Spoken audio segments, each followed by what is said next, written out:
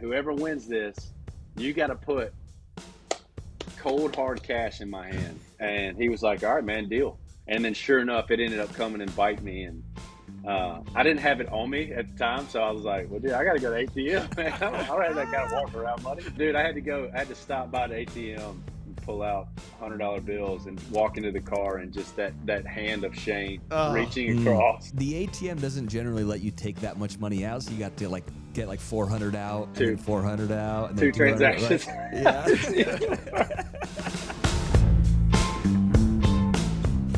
All right, Zin. Time for another episode of the Vanity Index podcast. It's powered by JLab. I'm Wells Adams, and I'm alongside Chad Mumm. How are you, buddy? I'm back, man. I'm good. I'm feeling good. I've had a really busy week of couple weeks of travel.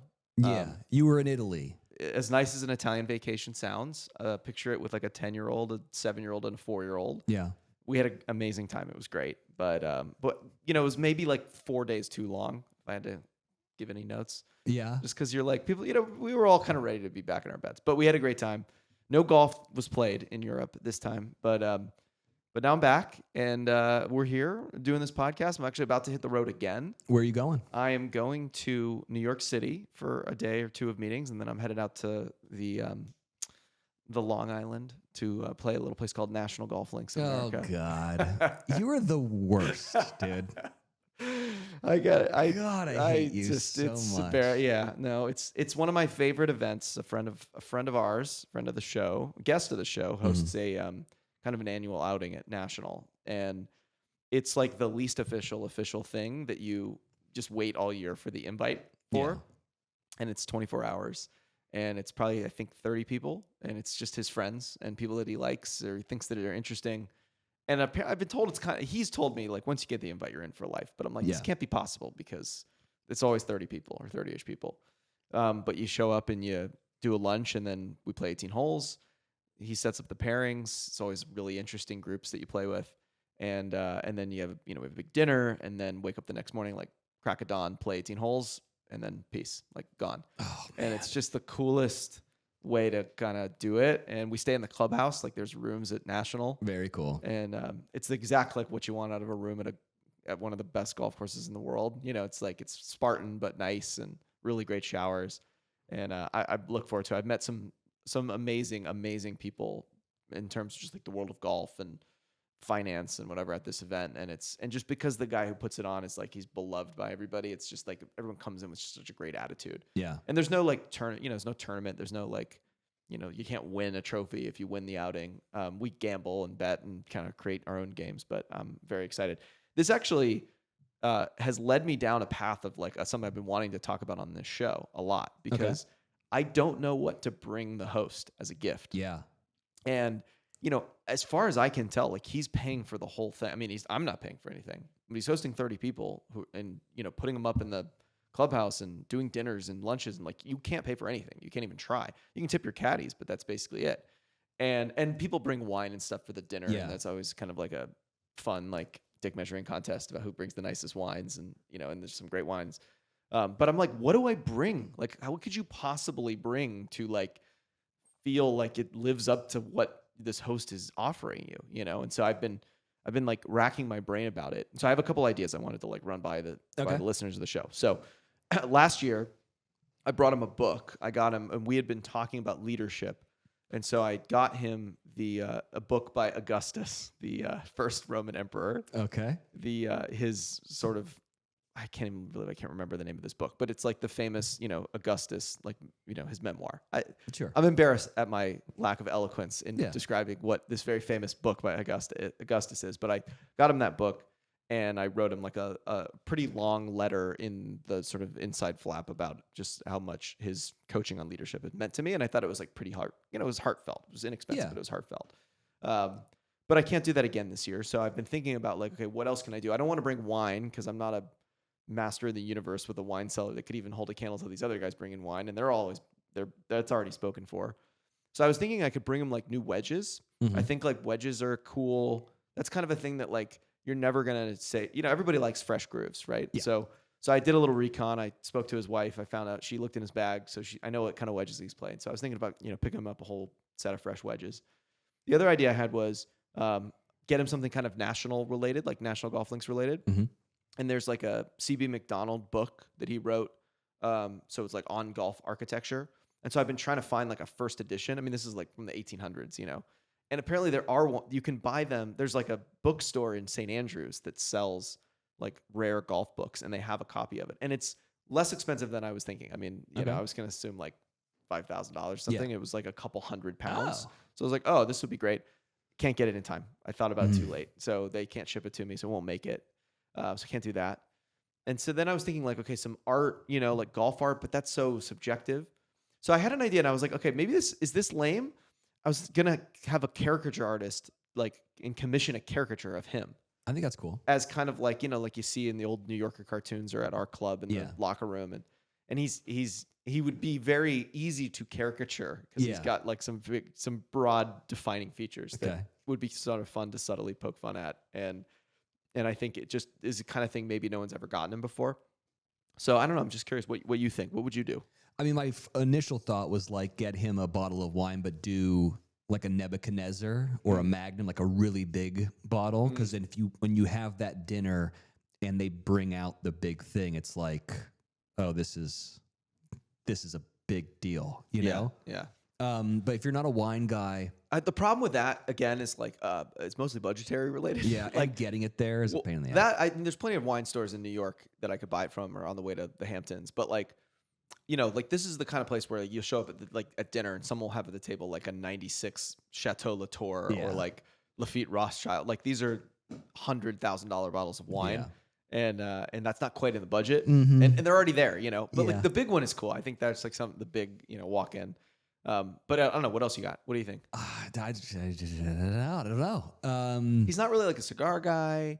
You know, he'll drink like some brown, but like someone always brings a bottle of Pappy for like everyone to share. What about a personalized stamped Scotty? That's a good idea. Because those are very cool. You know, when you have your name like kind of on the toe of it or that's cool. Something in the back. I don't know. Again, I don't have enough time. I need something I could do in the next couple days. Well, I'm sorry. If you guys have any suggestions, hit us up on Instagram at Vanity Index Podcast. It'll be too late by the time this comes out. But, you know, good. It's an interesting question because this comes up if you're playing a member guest or something. You never want to show up empty-handed. Yeah. And I feel like the bottle of wine is always nice and appreciated, or the bottle of liquor or something. But, you know, I feel like at this point I want to try to do something a little more personal. One we had talked to, I think it was, well, when we had Billy on the show, he was talking about like having the slippers, you know, like his slippers in his club. And I had met somebody once who had joined Bel Air, and he had said that he'd gotten a gift for all of his sponsors. He got them like these really fancy like slippers that had the Bel Air crest on it that he had made for them in like Spain or something. And I was like, that's a kind of a nice idea. But again, it's like I don't know his shoe size. I'm gonna figure it all out. So I don't know. Like we'll I'm stressing about it. Well, no, you'll figure it out. I'll figure it out. Yeah. You did bring up something that I thought was kind of interesting is the being scared of not getting invited back to a boondoggle because you don't go one year. Which is something that I live with. You know, there's just one big tournament that I go to every year, and I'm always scared to like not go because if I don't, then I don't get the invite back. And it's always a very, very scary thing. Yeah. You know? Yeah. We I went recently to a hole-in-one competition, and I wanted to talk to you about it because I thought it was one, I had a great time. We did a thing where, you know, you pay $100, and if you make a hole-in-one, it's like $25,000 or something like that, right? Where was this? It was at our club. Oh, okay. And so, you know, there's at this one particular par 3, we have 2 greens. We have a short one and a long one. And so the long one was for the $25,000. You only get one shot at it. And then we did a bracket style system for short 15. And it was kind of like a knockout thing. And every person got 3 shots, and it was as closest to the pin. We had 3 pins up on the green. It was just a lot of fun. And why I bring it up was I asked the question. I said, well, if anyone makes a hole-in-one, do we count this as a hole-in-one? Like, what happens next? Like, if you do make a hole-in-one, then do you go play the rest of the round so you have the scorecard? Because I feel like it doesn't count if you just hit one shot. Interesting. And someone replied with, if you have to explain it, it doesn't count. Oh, that's good. Yeah. And I was like, you're right. Yeah. Because anytime someone's like, I have a hole in one, but it was at a par 3 course. Like, okay, if you're explaining it, I don't need to hear it. It didn't happen. Yeah, I mean, I think it's sort of I see all these. We talk about the hole in one and what counts and what doesn't a lot. We talked about it with Richard Kind on our last show, and to me, it's kind of like I think that the point of a hole in one is to tell a story. Period. You know, like, and even if you say like, "Hey, Wells, how many hole in ones have you had?" and you answer, "I've had one," you're not just going to be like, "That's the end of the conversation." Yeah, you'll be like, "Where was it? What was the situation? What was the yardage? What was the yardage? Who were you playing with? Yeah. It was me. Who had to buy the drinks? I did.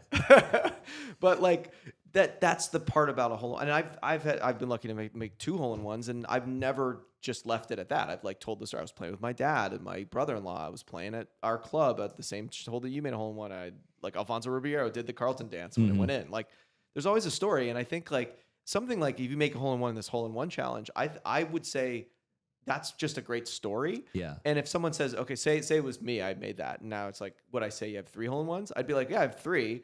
But the third one was in this event. And it was like, I had 1 swing and 1 shot and it was for 25 grand. Like, I don't care if you're consider that an official hole in one or not. Like it's in some ways like I think that'd be way harder to make an ace doing, when you get 1 shot and it's for all that money. It's like, I'm like, no, count it, bro. Count it. Yeah. That's such a great story to be like, yeah, I made a hole in one and I won $25,000. Yeah, and it was my 1 swing at it. I stepped up. I took 1 swing. It went in. The other day, so we have a simulator. Speaking of hole in ones, we have a simulator that just got installed at our office, the Pro Shop LA office, and it's the rest of the staff is like all on shoots, and so it was like just me and one other person in the office, and like I had an hour between meetings. And I was just like went downstairs and loaded up a par 3, and I was like, I'm gonna make a hole in one here. Yeah. And so it was 173 yards, and then I was like, I'm gonna find a shorter par 3. And then by the afternoon, I was on the like short game course trying to hold out like a 40-yard shot. Yeah. I didn't know. I took some sniffs, but it never went in. You should have done a live. I might have to do that. We might have to do that with Instagram Live. Yeah, we'll do that. I think it's doable. We've had one person since the simulator was installed about a month ago make an ace. So it's it's doable. And the other thing, interestingly, as a now sim operator and owner, for all of our listeners out there is no button to make your drives go farther. So unless there's like a secret key that they give to like golf stores, I've heard that like accused before. I believe this. That you can like dial up the distances. You can set like elevation. Elevation will. Yeah, but it says it on there, like it'll give you like a 20% boost or whatever. Yeah, Wells is shaking his head. No.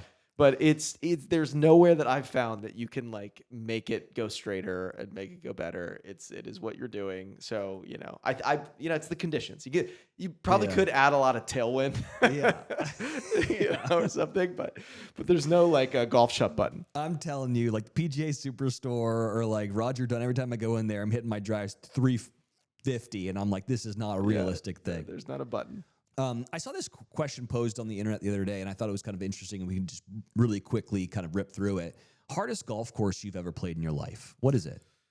Muirfield Village. Okay. Yeah. And I think I've played Pine Valley, and that everyone says is kind of the hardest course in the world. I think like I can see why for sure. It is really, really hard, but for my game, like Muirfield was a lot harder because it's like you can kind of spray it out there. You're not going to score well, but you're not going to lose a lot of golf balls. And so to me, like if I'm reaching back in the bag and like I'm rinsing, balls are going in the water, like I feel like that's really hard and arduous. And so I played Muirfield Village in the pro-am for the Memorial one year, and that golf course, like it's just classic Jack Nicklaus. I mean, one, it was set up for the tournaments. The greens were super fast. The rough was really long. It was like we played in the morning, so it was all wet, and you just have to hit the fairway. So if you're in the rough, even like a yard off the fairway, it's like every second shot is another forced carry, like over a water hazard. All the fairways, it feels like we're dogleg rights, but like sloping right to left down towards a stream or something or a pond. And, I like kind of hit a draw, like I'm more of a drawer than a fader. So it was just brutal. And, and you're playing with pressure, but still, like, I feel like that was, hands down, like the most difficult course because of the forced carries and the water hazards. I lost like 5 balls. It was embarrassing. Yeah. And I played, hard, but yeah, I'd say definitely Muirfield. What about you? I don't want to gatekeep on this show. There are 2 courses on the Monterey Peninsula that are not part of the Pebble Beach company. called Bayonet and Black Horse. I'm not sure if you've ever heard of them or played them. They're in Fort Ord. There used to be an old fort there. And the reason why it was such a great place for a fort is because the fog rolls in and, ships on the coastline couldn't see the fort, and it was fortified by nature. And obviously now with radar, that doesn't really exist anymore. But anyways, they built these 2 courses there. They used to have a Q school there, I think a couple times. And it is the most narrow, longest golf course I've ever played, like 7,800 yards. Really, really narrow with like redwoods and pine trees, and the greens are just hard as rocks. But it's like a $80 golf course to go play, and it still does overlook the water, just a little bit further back. Anyways, fantastic golf course, but also one of the hard. Both of them are fantastic and very, very difficult. All right, time now for a new segment we like to call Overheard at JLab. From the lab to the course, JLab is trusted by the pros with gear engineered in the lab, built for every practice, every flight, and every moment you need to lock in. So I've been using the JLab microphone, the USB mic, and some headphones from JLab while we were recording. We did the Happy Gilmore episode from my hotel room in New York, and funny story, when we were coming back from Italy, I had it in my bag, and I got stopped by like Italian TSA. And the guy was like, "What is this?" Like looking at it, and I just pulled it out, and he didn't speak English, and I was like doing like singing mic things, and he just like shook his head. It's like, "You need to leave, dude. Why are you bringing this for?" But it was great. It was on the road. It was like small, compact, a great microphone. It worked out great. So, as we know, JLab delivers headphones, earbuds, Bluetooth speakers, and microphones designed for life that respect your budget. So look for the blue box at retailers everywhere or shop jlab.com. Check it out. So this Overheard is one that I overheard from our good friends over at the Golf Channel. They wrote the 7 rules of relaxed golf. And I thought that they were really good, and I thought we'd rip through them and just get your thoughts on it. Let's go. All right, number 1, maximum score is double par. Okay. So you're playing a par 3, you've got a putt for triple, just pick up. Yeah. What are we doing? Yeah, I love this rule. Yeah. There's a lot of like when you play some outings, like more corporate outings, I'm sure you've had this happen before. You'll do like double par as the max score. Yeah. I mean, and a lot of times you do these pro-ams, it's like par is the max score. Yeah, for sure. And if you're making double, just pick up. Double's the worst you can do. Double's the worst you can do. So I like that, especially if you're just out with your friends, relax golf, double bogey, your max score, pick it up, let's go.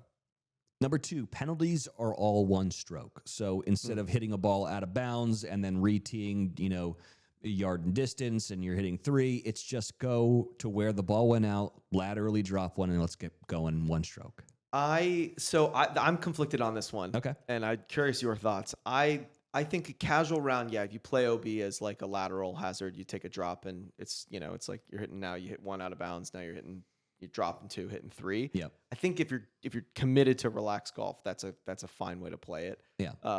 On the flip side, I do think like out of bounds is just such a specific penalty. Yeah. That like re-teeing and now you're hitting 3 or whatever is to me like part of the game. That's a little too much part of the game. I think like I totally agree with the movement to people just say, hey, like any hazard is, again, it's a lateral. You just like take a drop from the nearest point of relief and play on with 1 stroke penalty. But to me, it's like, I don't know, that doesn't quite capture the spirit of like golf. I think the question is like, what's more important to you, having fun out there or like having a correct index, right? Because if you are doing these things, then you really can't be calculating your handicap correctly. That's right. Yeah. No, this is good for like resort golf. I think way to put yourself in that mindset. You're on vacation, you're playing in flip-flops or something, you go out on the resort course and you're just trying to have some fun.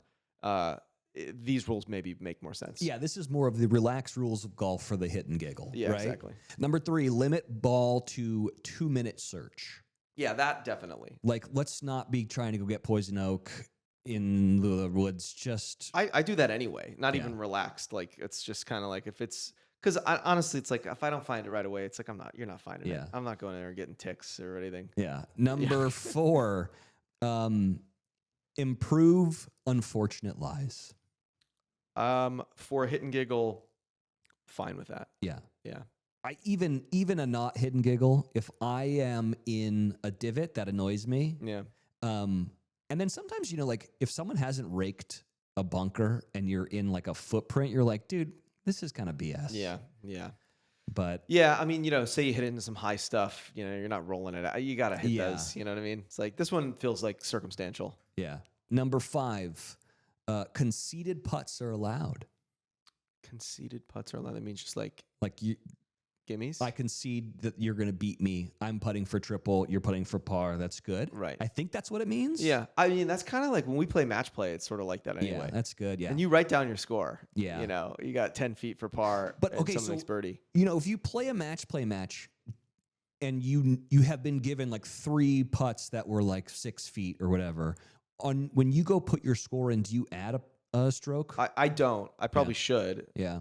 Hence the vanity index. Yeah. But we do play a lot of match play, and it's kind of like you just you lose the hole. Like Yeah. someone's in for 4 or 4 for 3, and you've got to putt for par. It's like, all right, just pick it up and move on. Yeah. I won't put those out, and I put like a par down. So yeah, maybe that's not great for the index. Number 6, no equipment restrictions. So you can have as many clubs as you want. When we're not on the tour, you can get outta here. You can have That's- 60 no. clubs if you want. Oh God, I don't even let you finish that one. Absolutely not. That Okay. is egregious.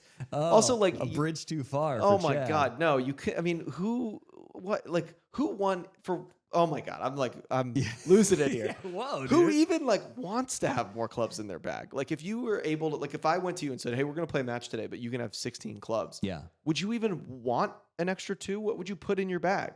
I don't know. Like, that's crazy talk. Like a 64-degree wedge. And who's rolling around with more clubs anyway? That they're like, well, I had to make the decision today between the 64 and the 52, so I'll just put them both in. I have a story about that. I was playing our good friend Ben Higgins in a tournament, we were just out, but we were playing for money. And I noticed that he had 15 clubs in the bag. Bob them. And I played the entire round, didn't say anything, lost. I don't think on purpose, but I lost. And at the end of it, I was like, count your clubs. And he was so salty because I just forgot. I didn't know. Oh my God. God. Oh, sorry, bud. Yeah. No, it's also you're not a tour player. Yeah. You're not testing different drivers and shaft combinations. Get out of here. Play Last, with less clubs. yeah. Last one is use common sense, which I think is kind of broad, but come on. Let's hurry this up. Yeah. Use Yeah, common sense. Yeah. Okay. I like it though. Yeah. I mean, I think more relaxed golf is great. This sport's stressful enough as it is. If you can go out and have a good time and you play fast and you want to come up with your own rules, I think it's totally fine. Totally. All right, folks. Today's guest is a guy who knows how to hit a high note on stage and a high fade off the tee. You know him from chart-topping country hits like Buy Dirt, Next Thing You Know, and Singles You Up. But what you might not know is when he's not writing heartbreak anthems or winning CMA awards, he's on the golf course chasing birdies and battling his short game. He's a Louisiana native, a Nashville hitmaker, and by all accounts, a dangerous man with a wedge in his hand. Whether he's playing Pebble Beach, teeing it up at a tour stop, or sneaking around in between tour schedule, golf is a big part of this guy's rhythm. Please welcome to the podcast, country music star, singer, songwriter, and low-key golf nut, Jordan Davis. What's up, man? I'm doing great. Well, that might be the most true introduction I've ever had in my entire life right there. I mean, that summed it up. That summed up my music career, my golf game right there. So I got to get that recorded so I can play that every time I walk into a room. I was doing a little bit of research about you before we started this interview, and I'd come across a couple things where you've said that a couple songs have been written on the golf course. Is that true? Yeah, a few definitely off this next record, but one in particular, I was playing with my brother, and he was like, "Man, I got this idea for a song called Son of a Gun," which is one of my favorites off of the Learn the Hard Way album. And I'd say, he read me the chorus that he'd kind of written down, and probably for 4 or 5 holes, we sat there and kind of came up with verses.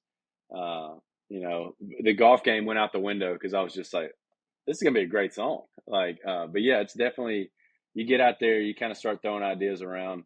It's another way that we feel like we're working, even though we're out playing golf on a Tuesday afternoon. So there's definitely been a few songs that have happened on the golf course. I got to say the vanity index move is to find any way possible to expense a round of golf. That's Yes. My entire life has been structured around that premise. So I hope you guys wrote that round off just as an expense. This is your business writing songs. Go write some songs on the golf course. I love it. It's definitely, yeah. How do I explain away when I get home to my wife that, hey, yeah, I played 18 holes. I shot a 96, but I wrote a song. So all in all, great day. Productive. We usually start the show with asking what your index is. So, Jordan, what is your index right now? Yeah, I'm on 11.2, if you will. Is that your lowest that you've been?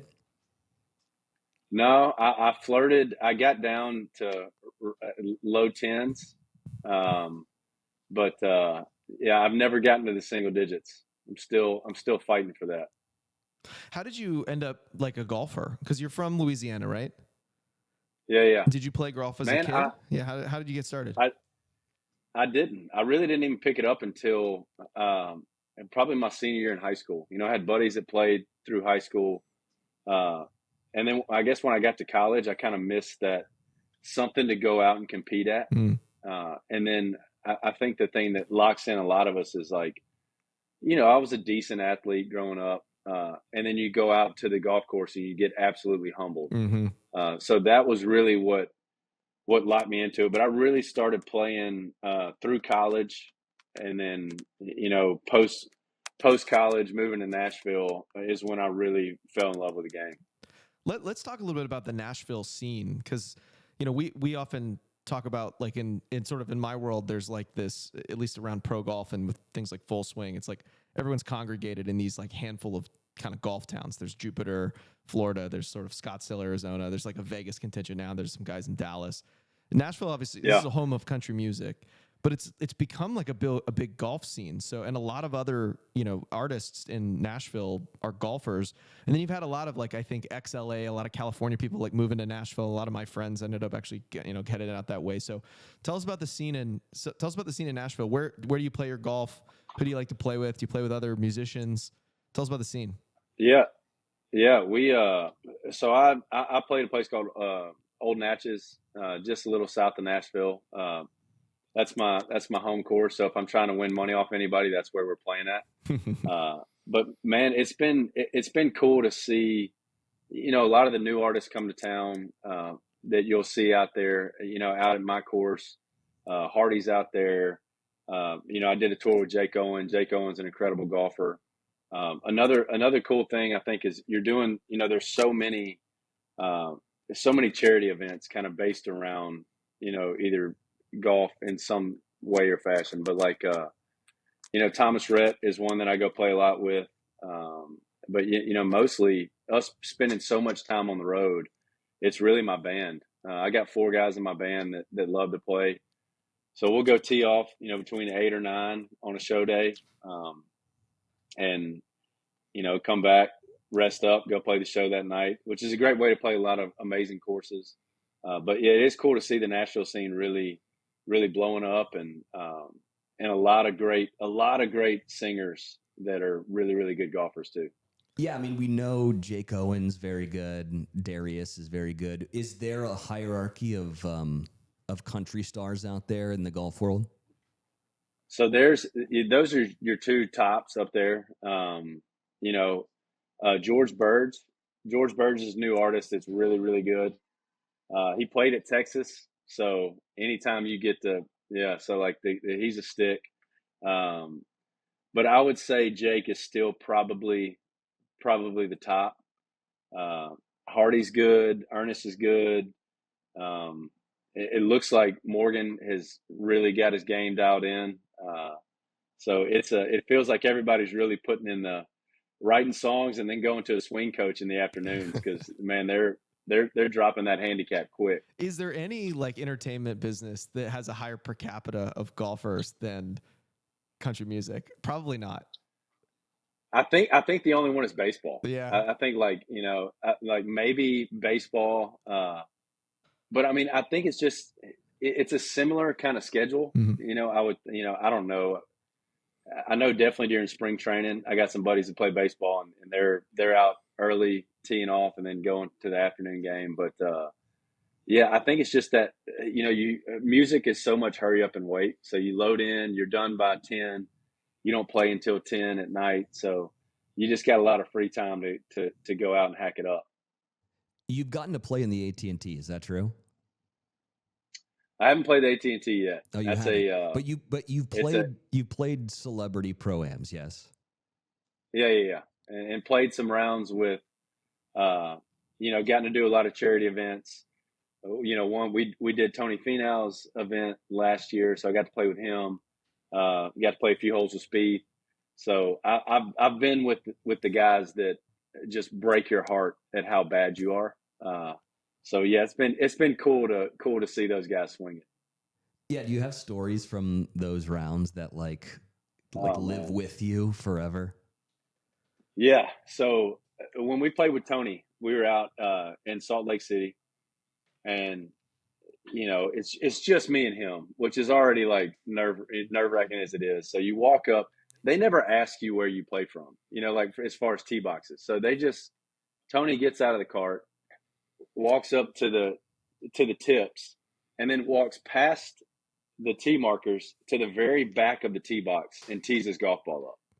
And I'm just like, oh my gosh, dude, this is like, the one positive being over there is, you're at elevation. So I had a little bit more yardage, but we're playing 17. It's a par 5, 500 something yards. And I was like, all right, Tony, I get my whole bag. You pick one club. We're playing this hole together. All right. So he picks a 8-iron. Okay. He hits 3 200 or hits 2 200-yard shots. He gets to 130 yards out and eagles with an 8-iron. And I think the thing that was most just like demoralizing was he didn't even act like he was happy that he did it. Like he hits this, he walks up to his ball. He's like, all right, I got an 8-iron. I'm 137 yards out. I'm just going to hit a little, cut down 8 and try to stop it at the pin. I'm like, I don't even know that. I don't even have that shot, and just absolutely strokes it. Ball bounces 2 times, and then he just goes, "Oh, it went in." Oh my! That was it. That was his reaction, and we got it on camera. And I end up parring the hole, and I'm over the moon about it. I'm like, dude, I just parred a hole with Finau, and he eagles with an 8-iron. So that's amazing. That was one that sticks out. We saw a really funny video that you made announcing your tour. You had like Jim Nantz, you had Peyton Manning. It's an amazing video. Incredible production value on that. I got to understand the story about that video. Like, what was the inspiration? We have a clip here too, which I don't know if Wells can play, but we have a couple before you get into the story behind it, because I love this video. We have your outtakes of Jim Nantz, basically talking shit about your golf game. So I don't know if you can bring that up, Wells, but we'll listen to it really quick. It's a short video, but and then I gotta know how you got Jim and Peyton to do this. If we're grading on a curve, Jordan's single-handedly bringing down the entire national average. That was clearly just a desperate plea for help. In golf, you're supposed to keep your head down, not Vincent. Peyton, I didn't realize that your positive commentary could be so easily bought. Peyton, we all know you're number 18, but do we have to watch this for 18 holes today? I've seen better swings on a... This is a good line, actually. Good line. I like this line. I've seen better swings on a front porch. So good, dude, Dan. So cool. That guy, there's not a better human in the world than Jim Nantz, man. Like, that video coming together. So I knew I wanted to do, and a lot of that came from, I'm out on tour with my buddy Mitchell Tenpenny, and we're both love golf. I've become buddies with Peyton just through the years, both being from Louisiana. The Manning family was royalty. So, he came out to a show and we connected. And that even goes further back to like, I was attending like Peyton's like football camps when I was in like high school. So it was just a cool kind of reconnection for us. So I reached out to Peyton first, and I was like, man, I'm doing this tour announce video. I'd love for you to be a part of it. He's like, yeah, what do you want me to do? And I was like, man, really, I just want you to talk about how bad of a golfer I am. And he was like, oh, I'm in. Sold. That's easy. And that's when he was kind of like, who else is in it? I was like, man, I'd love to get somebody to kind of voice over it, like Jim does the Masters. And he was like, well, just ask Jim to do it. And, that's like such a different realm of like hanging around cool people that I'm not in. But I was able to get Jim's contact, and Peyton helped out a lot on that too. But man, like out of everything I've done through music, whatever, outside of my kids, that video is a top 3 thing that I've gotten to do. Like making, being able to spend some time with those guys, and again, like I said, Jim is just such an awesome human. But man, I was absolutely rolling that we have like 20 more minutes of that footage of him just coming up with these one-liners. But man, such a cool day to get to hang around a golf course with those guys. I was gonna say, Jim, like, did he write all those? I mean, I'm sure he had a script for him, but were a lot of those his stuff? We had a couple of them that we had written for him. But he read them, and I could just tell he was like, "Oh, I can beat these." Yeah. He did like the better swings on a front porch, Yeah. which I thought was a great one. But yeah, that was a lot of off the cuff and some stuff we'd already had written out. I mean, Jim, if there's no one better in the world for that. And he's famous for, like, he lives in Pebble and in Nashville, so I'm sure it was a home game for him, which is great. Yeah. But he's famous for like walking up to people at Pebble and like taking their phone and doing the opposite, though, like narrating and making them feel good. And I think he would have had to get a huge kick out of just basically, all right, we wanted you to do the Jim Nantz thing, but just absolutely roast them. And I'm sure he's like, I got these in the hopper that I have never been able to use forever. Oh, yeah. Amazing. As much golf as he's used, or as much bad golf as he's probably watched, he had a few queued up. He was ready. So good. Are you hearing like a tin? I'm hearing your mic is kind of getting like a 60-second hum or whatever. Move over to that mic if you don't mind. You're on tour a lot. I assume in like, Prevost, like going around to different towns. Are you bringing your clubs, and are you like calling in favors of like, hey, I'm in Milwaukee, I want to play X course? How does it work? Oh, we've got it down to a science. It's I've got my clubs at the house, which I think if I were to consistently stick with that's the thing that's I'm struggling with right now. I've got ping at the house, and I've got some Titleist irons out, so I'm always kind of going back and forth. But we'll come in, so I have my clubs on the bus. We'll find a course, and we'll hit them up and be like, hey, I'm Jordan Davis. I'm in town for a concert. We'd be willing to give y'all 5 tickets. Could we get around? And most of the times, somebody, if it's not the guy I'm talking to, they'll do like a quick run around. I'm like, hey, why don't you go into the bar to where and see if the bartender knows who we're at. And then they'll come back and be like, oh yeah, they want to go to the show. You're good. You're tee off at 9:10. We need 5 tickets. So, yeah, we got it down to a ticket swap for tee times. When I think of musicians, I think of, you guys are partying and there's, groupies on the bus. But if you're playing golf the next morning, I imagine you're not doing that because you got a 6 a.m. tee time. So no shot. Is there a world in which you're like, hey, everyone, the party's stopping at night, like after the show because we have an early tee time? 100%. That is like you Priorities. Or it's because like I'll have buddies come out, college buddies, high school buddies, and they'll come out. They'll watch the show, and then we'll come back to the green room after, and they're like making a drink, and all my guys are like spread out, and they come back in the room showered, like ready for bed, and my buddies are like, "What are we doing?" I'm like, "Bro, we're teeing off at 7:15 tomorrow. We gotta hit the sack, dude." Yeah, it looked different. It definitely looked different, 10 years ago. When we were, still like fresh at it. Every night was fun. We're celebrating the show. Weren't playing as much golf to where now those mornings come a little sooner. So, we're trying to get in bed by 1, wake up to hit the range in time to get loosened up. I love it. Do you gamble as well when you play, or is it just what's your wager amount typically? Are you guys like throwing out big money? Is it like 10, 20s? How much are the points worth in 9 point? Yeah, we usually play at $20. Okay. Somewhere 20 to 50. Well, for some reason, like if it's an off day, and we don't have a show that night, we'll bump it up. We'll play for $50 a guy. But yeah, we're not Michael Jordan gamblers out by any means. But I like that it's like, if it's a show day, it's $20. But because we got to still gel, you can't have someone pissed off, because they lost big. You got to keep the Well, keep the chemistry right. Well, I never knew how much I paid my guys per diem for like shows, and that's how I found that out. I was like, why are these guys so dead set on $35? It's like every day.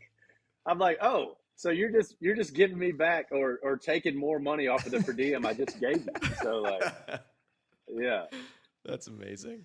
This podcast is kind of this intersection between Hollywood and golf. And so we like to ask our guests, like some of the big celebrities, athletes, musicians that you've gotten to play with, and if you have any fun stories from those experiences. Yeah. Oh man. I think celebrity wise, I've been in a lot of those charity events, but haven't been paired up with them. I'm usually, we'll link up after, Thomas has had some killer guys out. Chrysler, those guys have been at some of the same events I've been at. But it's been mostly musicians or athletes. But yeah, I mean, it's still like the top for me. I think just being like a golf fan, Spieth. Like I was such a Tony fan, so like that was really like a bucket list thing for me. But man, I'd love to kind of start getting out with some of the. I'm a big Texas Ranger fan, so like getting to play with and getting to meet some of those guys. So like Corey Seager, it'd be cool to go out and swing with him. But yeah, there's definitely. I've already checked off a lot that I would love to get out and play around with. Well, that's the problem about playing celebrity pro-ams is like you're the celebrity, so you don't get to play with the other guys that you want to go hang with. I know. You're having to play like that guy while you're looking at the group in front of you and you're like, dang, man, that seems fun. Whoever it is, I wish I was in that group, But, yeah. Oh, that's awesome. Now, so even like, when you go on vacation, so you're not touring, are you still building golf into that? Are you going to like Cabo and those places where you can play? Where do you like to vacation? Yeah.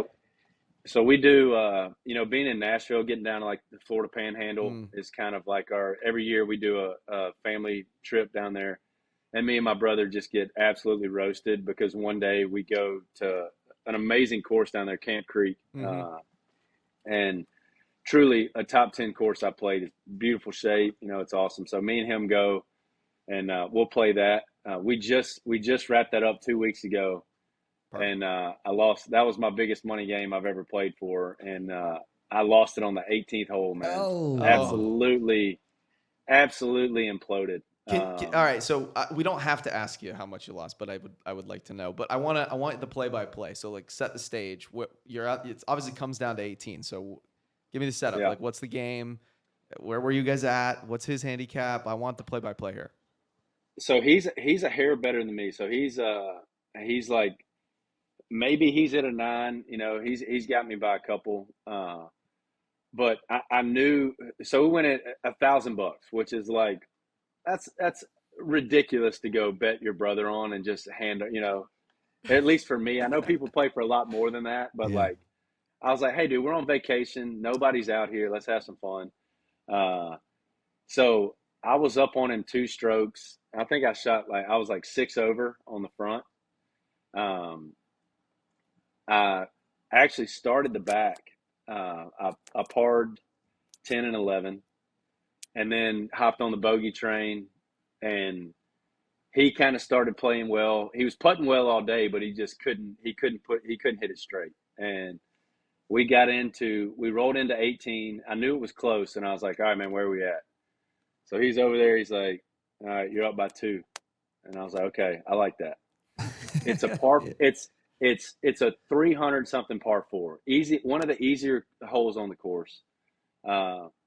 There's one pond off to the right, and I let that one thought get into my head, like just don't square it up, hug the left side of the fairway, don't even bring it into play, and I just hosel rocketed it right into that pond. I ended up dropping, and I triple bogeyed it, and he parred it, and he got me by 1. No. Damn. Oh. Yeah. And how are you paying your brother? Is this a Venmo situation? Do you have cash? No, with that, I told him. So I actually, this was the double stab. So I told him at the front, I was like, all right, this is a cash game. Like, whoever wins this, you got to put cold hard cash in my hand. And he was like, all right, man, deal. And so we play.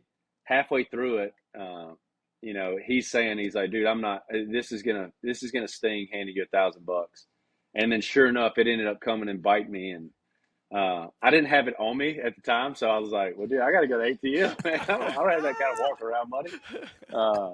So, dude, I had to stop by the ATM and pull out $100 bills and walk into the car, and just that hand of shame reaching across. It's also the ATM doesn't generally let you take that much money out, so you got to like get like 400 out and then 400 out and then 2 transactions. Right? Yeah.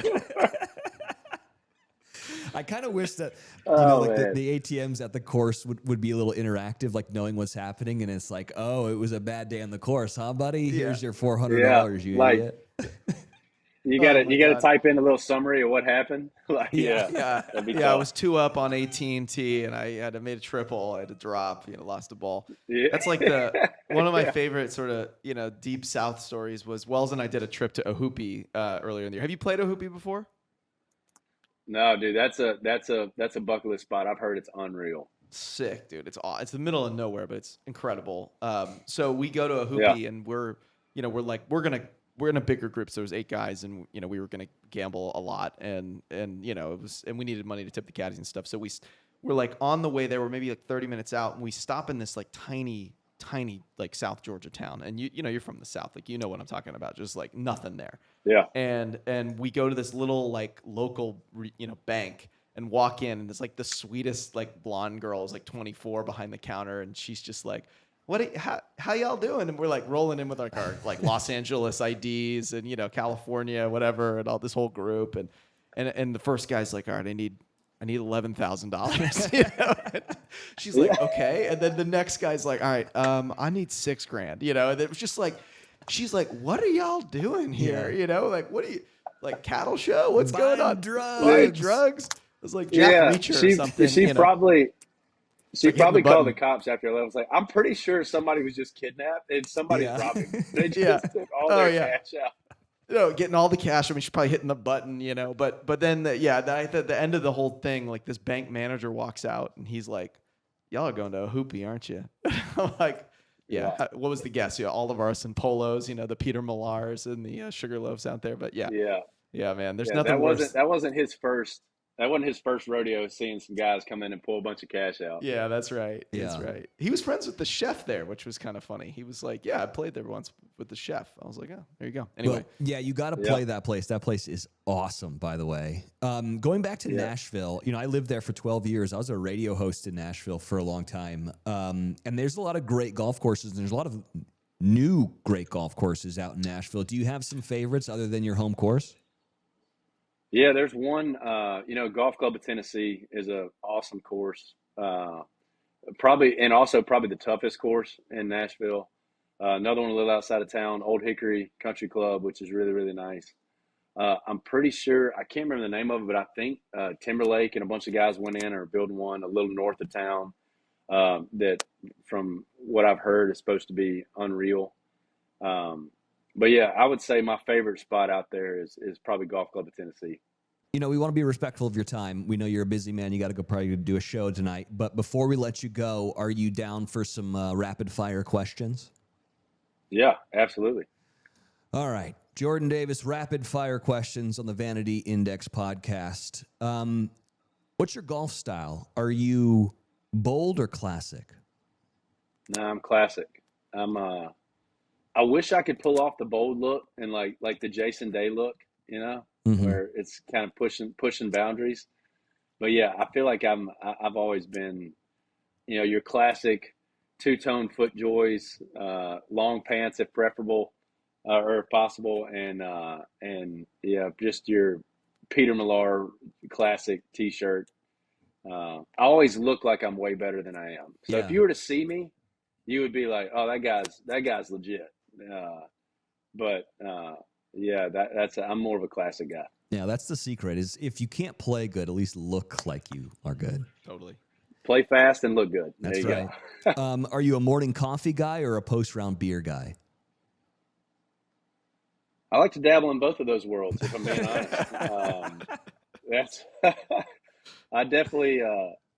So I'm the only one in the band. Like that's when I knew that things were getting serious playing out on the road, because I would get in the runner car to take us to the course, and I would look around at all my guys, and I'm like, "Is anybody drinking coffee?" And they're like, "No, dude, I want to like be still." I'm like, "Oh my, we're not that good, guys. Come on, like we can drink coffee. We're not Scotty Scheffler. I was all gonna right, say they're doing the Scheffler. Yeah.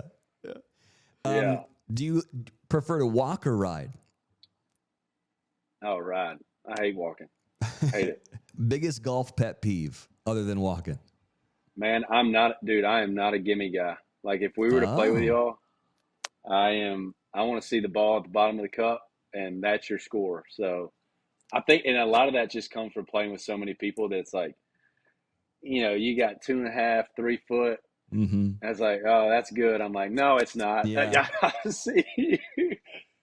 So that's my biggest pet peeve. I'm not a gimme dude.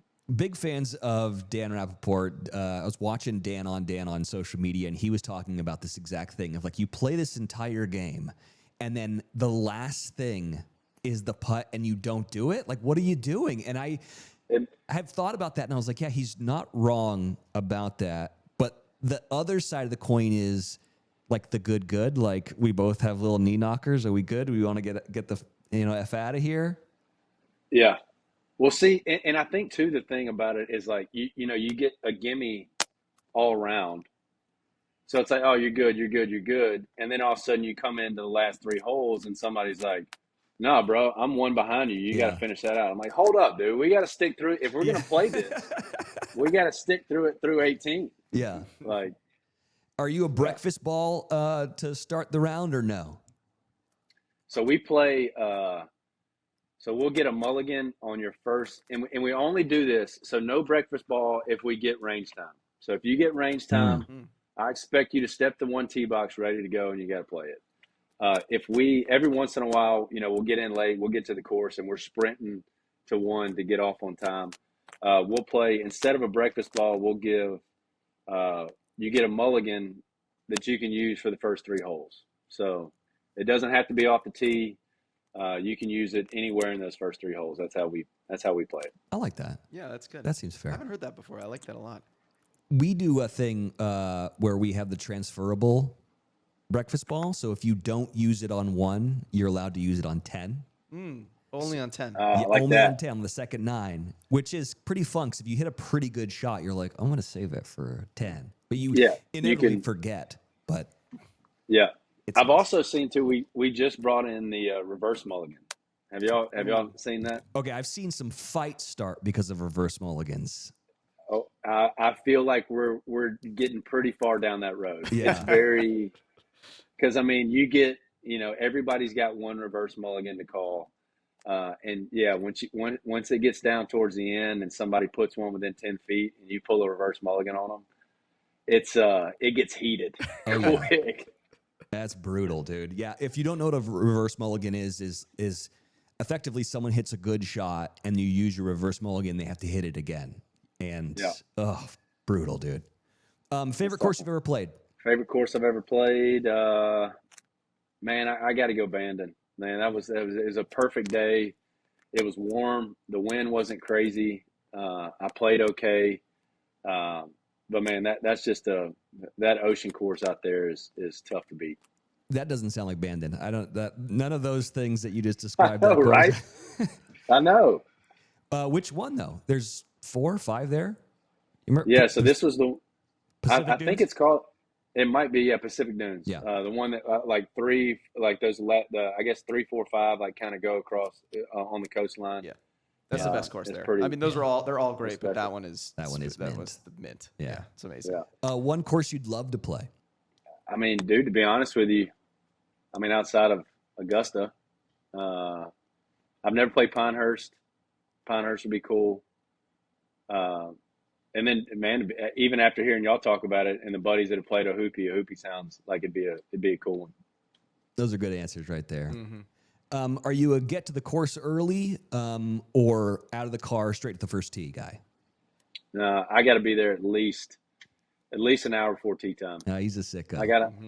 I got to be able to hit at least 15, 20 on the range. I want to get a wedge to make sure I'm not going to be an absolute disaster around the green. And but my thing with that is like I can be okay without putting. I'm actually like I don't have to putt before a round, but I've got to hit a few drivers and I've got to get some time on my 56 degree. Yeah, that's my pre-show or pre-round setup. Dead or alive, name your dream foursome. All right.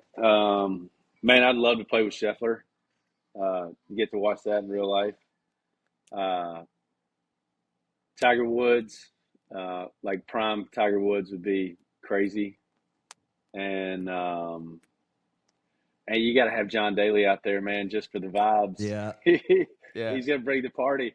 So that'd be a fun one. Speaking of John Daly, star of Happy Gilmore too, which by the way, we haven't gotten to talk about it, but he is so freaking good in that, Chad. He killed it. Favorite golf movie, Jordan? Man. I mean, Happy Gilmore was great. Bagger Vance, big. I'd just to get off, even though Happy Gilmore 2 was perfect, and Happy Gilmore 1 was perfect too, I'd go Legend of Bagger Vance. Love it. What's the most embarrassing golf moment you've ever experienced? So we did the charity, or we did a show before TPC Sawgrass this year, and before I went to go play, the stage was set up on 17 on the island green right in front of it. It was the Wednesday after the practice round. So on the way to the stage, they're like, "Hey man, Spieth's going to go out there with you, and you get a shot at the island green." I was like, "All right." So I'll go to the other Sawgrass course, hit a few 7-irons, and I'm like, "All right, I feel pretty good. I think I'm at least going to be able to land it." So I get out there. I asked Spieth for any advice. His advice was don't go in the water, which is pretty self-explanatory. But Yeah. Thanks, Jordan. So I get up there. Spieth hits it, puts it within 5 or 6 feet.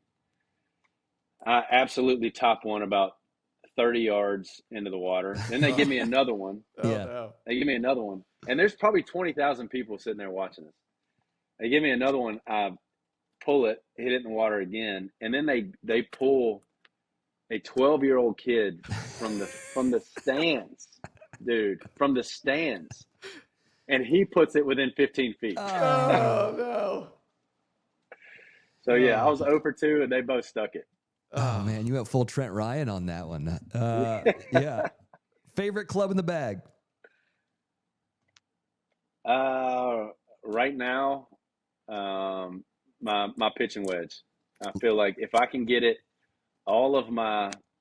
everything is trying to get me to 125 yards. If I can get to 125 yards, right now my pitching wedge is pretty good. Least favorite club in the bag? My driver has been for 3 years now. Don't know how to fix it. Don't know if I ever will fix it. We're at that point, but I'm struggling off the tee box. Favorite adult beverage on the course? I mean, there's something about transfusion, but that one gets me a little loose, and then the game just really goes downhill. So here recently, I've just been trying to have a couple beers on the front. I drink Stella's on the course. I don't know why. I feel like that's kind of classy. Yeah. Goes with the long pants and the FootJoy premieres. Yeah. Yeah. I go. My drinks now are. I'll do a couple Stellas on the front and back nine. Have you ever had a hole in one? No. About a foot and a half was my closest. Best score you've ever shot? 81. Give us one word to describe your game. I mean, inconsistent. I mean, that has been, the couple lessons I've taken. I always get the same thing. It's like, man, you got a great swing. I don't know why you hit the ball the way you do. So that's really like, and it's just been super inconsistent. That sums up my golf game. Jordan Davis, thank you so much for coming on the Vanity Index podcast. You've got a lot going on outside of golf. You want to promote what's going on, shows coming up, all the like? Yeah, man. We got a brand new record coming out August 15th called Learn the Hard Way. Up until this date, it's the best music I've ever put out. So I'm excited about that. And then we're kicking off a brand new tour starting in September. 8 Enough Road Tour, bringing out Mitchell Tenpenny, Vincent Mason, Mackenzie Carpenter, playing some awesome venues, playing the Greek out in LA, which we got to get y'all out to, which would be awesome. Hell yeah. Red Rocks in Colorado, Radio City in New York, and a lot of other great spots too. So those are the two things on the horizon that I'm fired up about. Are there venues that you haven't played that you would love to check off your bucket list? So Red Rocks is that for me. Yeah. This is the tour that's going to do, and I think that goes back to, watching Dave Matthews live at Red Rocks DVDs. Mm-hmm. So like being able to step on that stage now is going to be pretty special. And it's always been that. That's always been my bucket list venue. So after that show's done, I might have to start finding another one. Have you played the Gorge? That's like the other one that I feel like is kind of similar. I have. I've gotten to never headline the Gorge, but they have the big Watershed Country Festival up there, and I've gotten to play the main stage there, which was, that's just a beautiful venue. But yeah, it definitely has that kind of feel for similar to Red Rocks vibe. There are some of these venues that are similar to like the hallowed grounds of golf, right? Like I feel like the Ryman Auditorium is, the Mother Church is this place that like people want to go and play. When you go there, you feel like the old ghosts of music. And I feel like that similar thing happens in golf. We talk about, go to St. Andrews or Pebble Beach or Augusta. You feel that thing. Do you feel that way when you go to, these kind of like iconic venues? Yeah. Absolutely. We're here in Connecticut tonight playing Mohegan Sun, and there's a big banner hanging up in the rafters from Billy Joel, 9 or 10 consecutive nights sold out in this venue. So like, there's definitely those, kind of Mount Rushmore venues that are just like special. And for me, that's always been Red Rocks, but there's a ton of them. Madison Square Garden, I hope one day I can check that one off. The artists that have come through and played that place is amazing. Jordan, thank you so much for coming on the show. You are awesome. And keep on being a golf sicko, brother. Dude, this has been, I could sit here and talk with y'all for 3 hours. So I appreciate y'all letting me come on, man. This has been awesome. Yeah, man. Hit us up when you're in town. I'd love to play golf with you, man. Absolutely. All right. See you, brother. See you, brother. Thank y'all. Jordan's awesome, man. Yeah, he's so great. It's just like when we had the idea to do this show, like that's exactly the kind of conversation that I was hoping for. Because so many of these people from entertainment, it's such a non-traditional job. You have a lot of downtime, as he was talking about. It's like baseball players and then other athletes have like off seasons, and just they all are obsessed with golf. And a guy like Jordan Davis, I've been listening to his songs on the radio. My wife, like, huge fan of his. I'm a fan of his too. And just to hear, like, he just wanted to rap about golf. We could have gone for like 2 more hours, and then when we ended like his segment, we actually kept talking about golf a little bit more, like we always do. And it's like, it's just the ultimate way to bring people together. It's so cool. It's the easiest show I've been a part of in terms of podcasting with booking, because it's so low stakes for people. Like, we're not trying to give you a gotcha situation. We're not trying to ask you like tough questions. We just want to know about your golf game. And then I think once these guests realize, I just get to talk about something that I really love, it's like so easy. And then, we always get kind of like the hard out. Hey, he's got 45 minutes, and then he's got to go do a sound check or something. And by the end of it, he was like, no, I can keep going. I can keep talking. And I love that. It's awesome. Yeah, it's been fun. All right. It's time for our segment, Can't Knock It, brought to you by Knock Around. See if I can put these on with the headphones on. There we go. Proud partner of Vanity Index Podcast. These guys make seriously awesome shades, and now they're the official eyewear of the PGA Tour. They also make a wide selection of performance shades designed to heighten contrast and definition and actually help you see the green more clearly. It's wild how much detail you can pick up. These are polarized, and I had these with me in Italy, and we spent a lot of time on the water. And I was showing my boys, like, hey, look, you can see the fish. You put these on, and you turn your head sideways, and you can see right through it. But they're great. I've honestly loved having these around. Yeah, when you think of like polarized sunglasses, you think of like really, really expensive sunglasses. And although these are amazing quality, they're not too expensive. If you want to try a pair, head on over to knockaround.com/golf and use code VanityIndex20 for 20% off your first order. Again, that's VanityIndex20 for 20% off your first order. Some exclusions apply. Definitely worth checking out. So Can't Knock It, brought to you by Knock Around. You can't knock good equipment. And I saw this come in. Actually, you put it into our little kind of Google Doc, and this is about Scotty Scheffler, a man who loves his routine, and it's his secret to success, and the reason why he spent $50 on eBay for a divot repair tool. It was from Cypress Point, which is awesome. Awesome. But that's not the reason why he bought it. Quote, "It's just the right size and it's metal," he said. They don't really make those type of divot tools anymore. Scotty bought a similar one in Cypress Point's pro shop a couple years back, but he lost it, couldn't find a replacement, so he went searching on the internet. Now, this is what I love about Scotty, because this is what I think he is.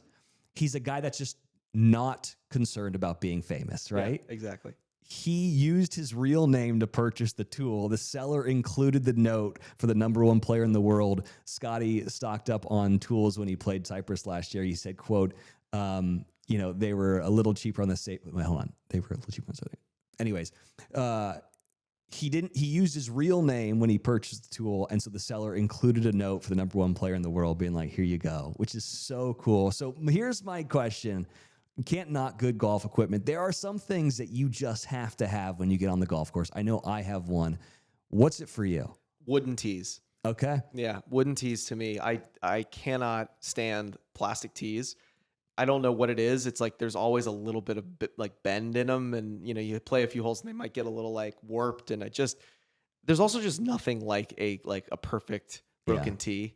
You flush an iron on or something, or a great drive, and it just snaps right in the middle. So yeah, for me, like wooden tees, and they have to be like the glossy kind. Okay. I don't like the matte ones. There's some matte ones, so I want it to be like glossy, like I'd glob that glossy paint on there, or like a varnish or something, and they're just like it's almost like sticky glossy. That's like my ideal golf tee. What I do love about golf tees, especially when you play like really nice clubs, is they become a part of the lore of the club. Mm-hmm. When I see like our home course tees on different courses, I really like that for some reason. Yeah. But it's like very identifiable. Like I know exactly that is definitely one of that's from our club or whatever. It's our colors. And I love that. I think that's a good one. Jordan Spieth's like that too. Speaking of Dallas guys, like he only uses tees from Dallas National. Really? And he like just loves the tees. It's like his good luck charm. And I guess I heard a story from his agent that one time they were playing, he ran out or something, and it was like a panic mode. They were like texting around if any other members at Dallas National happened to be like at that tournament, like, did you have any tees on you? So they're like digging around. They got some for him, which is hilarious. That's awesome. Amazing. So, yeah. When it comes to wooden tees, when you break, let's say you break 1 1/2 on the tee box hitting driver, then do you keep the top half for the par 3 that's coming up? No.